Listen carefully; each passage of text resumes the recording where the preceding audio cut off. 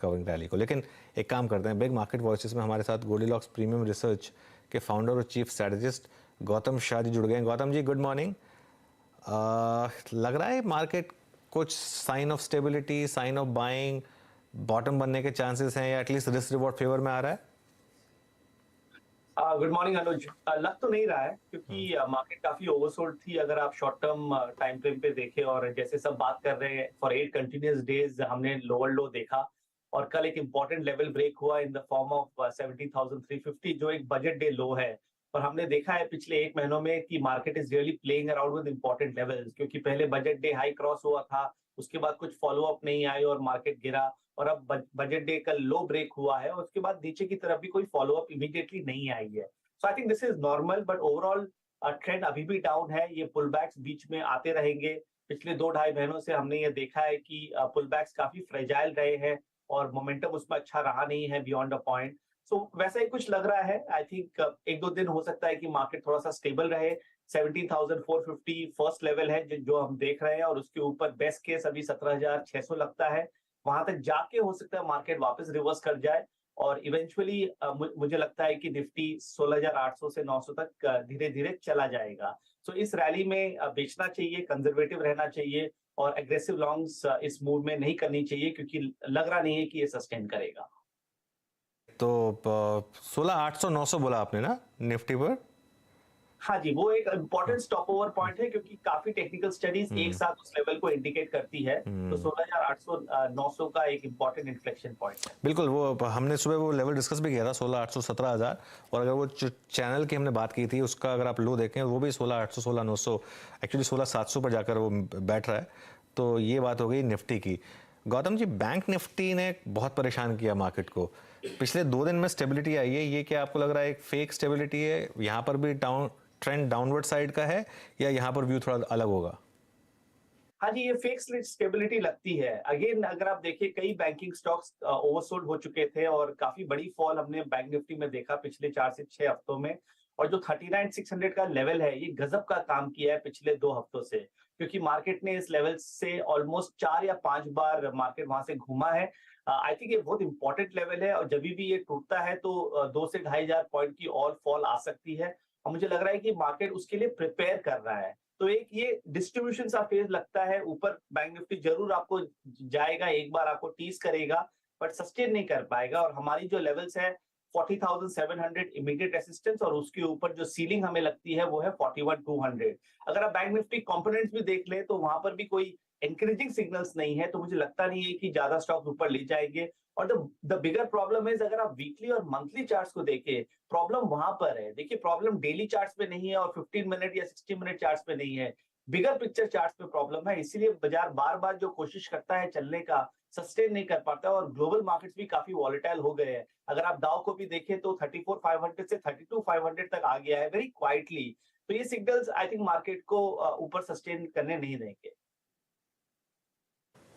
Okay Gautam ji, best, जैसे Nifty bank पे तो आपने अपना व्यू दे ही दिया, बेस्ट सेल ऑन राइज और क्या है जब आपका 16,800 का व्यू है?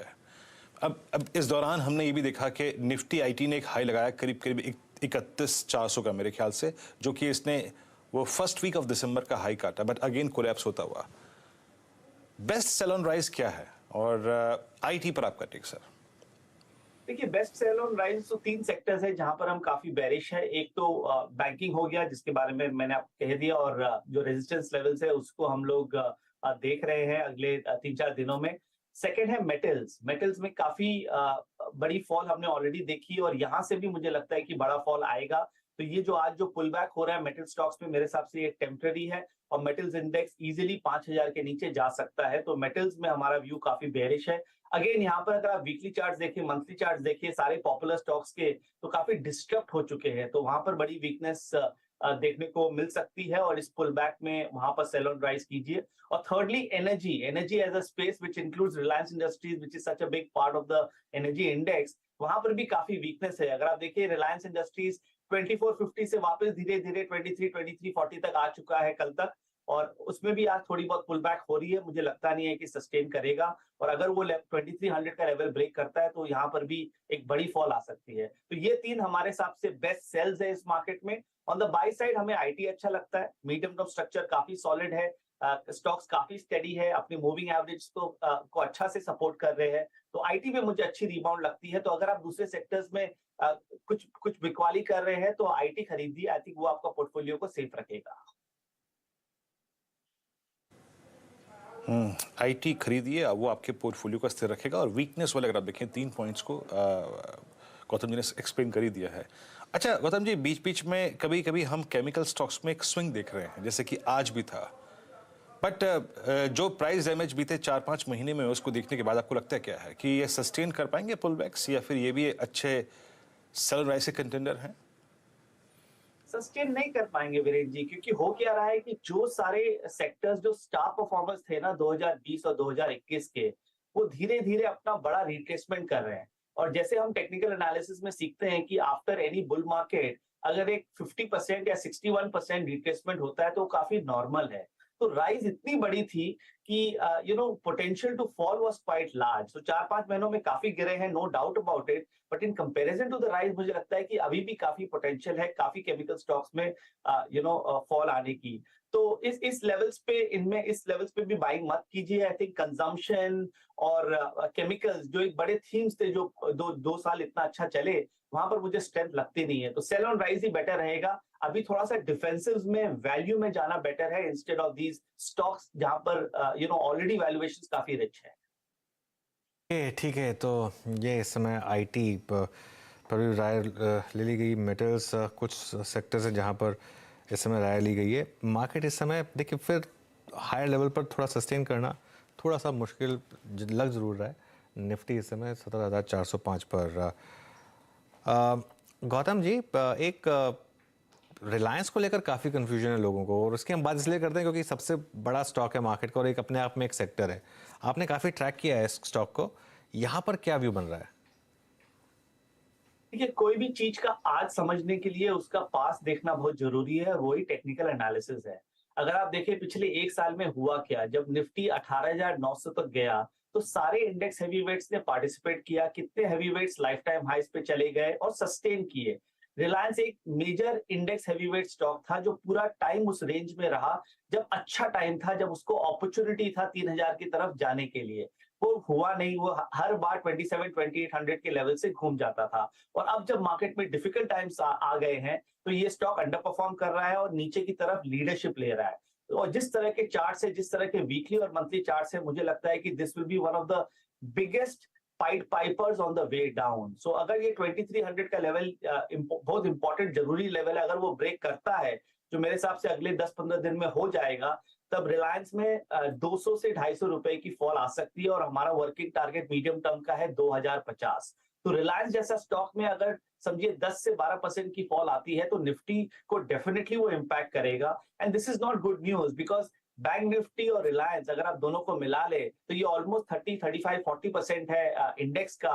और ये दो मेजर सेक्टर्स अगर वीक है तो दूसरा कोई सेक्टर मार्केट को ऊपर के लेवल पे संभाल नहीं पाएगा।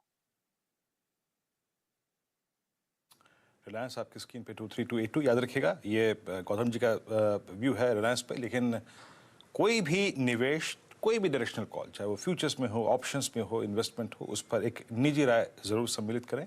इस चैनल CNBC आवाज़ को जो आप देख रहे हैं, जिस पर मंत्रणा हो रही है, उसका स्वामित्व प्रबंधन रिलायंस इंडस्ट्रीज होल्ड करते हैं। अच्छा गौतम जी, एक और चीज़, आई मीन जब हम किसी भी स्टॉक को पिक करते हैं या फिर ट्रेड भी करते हैं, हमें एक न्यूज़ फ्लो या फिर फंडामेंटल्स का थोड़ा कंफर्ट होना चाहिए। ऑटो को आप कैसे रीड कर पा रहे हैं, स्पेशली जो बजाज ऑटो ने किया है, आई मीन एक्सपोर्ट कट, जो एक्सपोर्ट मार्केट में जो उनको विजिबिलिटी नज़र नहीं आ रही, उसके बाद जो प्रोडक्शन कट किया इन्होंने, हीरो मोटोकॉर्प, बजाज ऑटो, इन दोनों स्टॉक्स को कैसे अप्रोच कर रहे हैं आप, and specially considering the fact that कि इसी स्पेस का TVS मोटर पिछले 2 साल में अच्छा पैसा बना के देके गया, कैसे अप्रोच करेंगे आप इन दोनों स्टॉक्स को भी?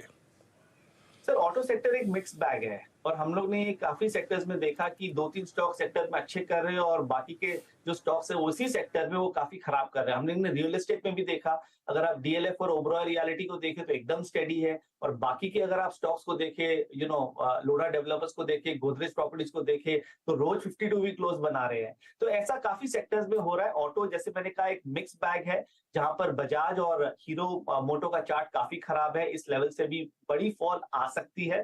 But on the other hand अगर आपको पॉजिटिविटी साइड देखना है तो टीवीएस मोटर का चार्ट अच्छा है, एमएलएम का चार्ट बहुत अच्छा है, मारुति का चार्ट काफी अच्छा है, टाटा मोटर्स में ज्यादा डाउनसाइड नहीं है। तो अगर आप एक लॉन्ग टर्म इन्वेस्टर है तो मैंने जो ये 3-4 स्टॉक के नाम जो अभी लिए, वहां पर इन्वेस्ट कीजिए, वहां पर अच्छा पैसा बन सकता है। जैसी मार्केट स्टेबलाइज करेगा मेरे हिसाब से ये 3-4 स्टॉक अच्छे करेंगे। बट बजाज और हीरो से दूर रहिए, वहां पर अभी भी फॉल लगती है और डिफिकल्ट मार्केट एनवायरनमेंट में ये सब स्टॉक्स काफी लोअर लेवल्स पे जा सकते हैं। और हमने पिछले 6-8 महीनों में देखा कि इस मार्केट में सपोर्ट और लो का कोई डेफिनेशन नहीं है। जब कुछ खराब होता है तो इतना खराब हो जाता है कि एक पॉइंट ऑफ डिसबिलीफ आ जाती है। वो पॉइंट हमने एशियन पेंट्स के साथ देखा, वो पॉइंट हमने लॉरस लैब्स के साथ देखा, वो पॉइंट हमने बजाज फाइनेंस के साथ देखा। तो ये काफी और स्टॉक्स में अगले 3-4-6 महीनों में हो सकता है, तो इसीलिए थोड़ा सा केयरफुल रहिए। ओके, अच्छा, गौतम जी, दो ओल्ड इकोनॉमी सेक्टर्स जहां पर हमने थोड़ी सी बाइंग देखी है ऑफ लेट, एक तो मिड कैप सीमेंट शेयरों में एक अच्छी खासी बाइंग हमने पिछले कुछ दिनों में देखी है, वहां पर क्या व्यू होगा आपका? और पावर सेक्टर या कैपिटल गुड्स, यहां पर भी तेजी देखी है, यहां पर क्या व्यू होगा? देखिए, कैपिटल गुड्स तो हमारा फेवरेट है। कैपिटल गुड्स मैन्युफैक्चरिंग अगर आप ओवरऑल थीम देखें तो हमें अच्छा लगता है लॉन्ग टर्म के हिसाब से। पर अगर मार्केट वीक रहेगा शॉर्ट टर्म में तो वहां पर एक अपॉर्चुनिटी है। तो मेरा यही रिकमेंडेशन है आपके व्यूअर्स को कि अगर आप इस मार्केट को 1 से 3 साल के हिसाब से देख रहे हैं तो कैपिटल गुड्स रिलेटेड स्टॉक्स को खरीदिए। सेकेंडली, अगर आप मिड कैप सीमेंट को देखिए, अच्छी थीम है। I think mid cap cement में काफी अच्छे चार्ट है, in fact even large cap cement आप अल्ट्राटेक को देखिए, एकदम स्टेडी है, मार्केट वीकनेस का कोई इंपैक्ट नहीं है। डालमिया सीमेंट काफी अच्छा कर रहा है। तो हमें ये सेगमेंट अच्छा लगता है और मुझे लगता है कि अगले 1 साल में cement as a pack will outperform the market. On the other hand, power देखिए, पावर एक बहुत पॉपुलर स्पेस है। इस सेक्टर ने काफी अच्छी रिटर्न्स दी 2020 और 2021 में। अब ये थोड़ा सा मुझे ओवर ओन लग रहा है और सारे जो पॉजिटिव फैक्टर्स है वो मोरलेस प्राइस में डिस्काउंटेड है। तो टाटा पावर जैसे शेयर जो इतने अच्छे मल्टी बैगर रिटर्न्स दिए अगले पिछले 2-2.5 सालों में, मुझे लग रहा है कि वहां पर एक्चुअली यहाँ से फॉल काफी आ सकती है। तो power is an avoid, but cement and capital goods are a buy. Okay, अच्छा, कैपिटल गुड्स में तो वाकई अगर आप देखें गौतम जी, कन्विक्शन बहुत स्ट्रांग है। अच्छा गौतम जी, ये दो stocks Voltas, Havells, Whirlpool, Symphony, ये जब से गर्मियां बढ़ रही हैं या फिर जो हॉटेस्ट आई थिंक फरवरी हमने स्पेंड किया इस बार, उसके बाद इनकी सुबगाहट बढ़ गई है काफ़ी। मेटल प्राइसेस काफ़ी आप देखें अब ऊपर से ट्रेस हुए हैं, जो कि एक एडवांटेज है इन कंपनियों के लिए। आप किसी भी पॉइंट पे इनको लॉन्ग करना चाहेंगे? आपका व्यू क्या कहता है, अगर कुछ महीनों के लिए ट्रेड करना हो इनको या फिर लॉन्ग साइड पे प्लेसमेंट लेनी हो कुछ?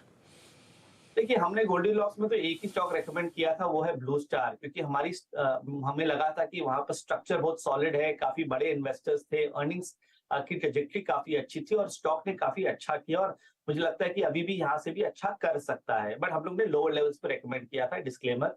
बट आपने जो दूसरी स्टॉक्स के बारे में बात की, हमें उतना अच्छा लगता नहीं है, क्योंकि इन कंजम्पशन थीम पिछले 6-8 महीनों से अच्छा नहीं कर रहा है। वो कंटिन्यूअसली लोअर लेवल्स पे चला जा रहा है और ये जो कंजम्पशन स्टॉक्स है ये काफी रिचली वैल्यूड है।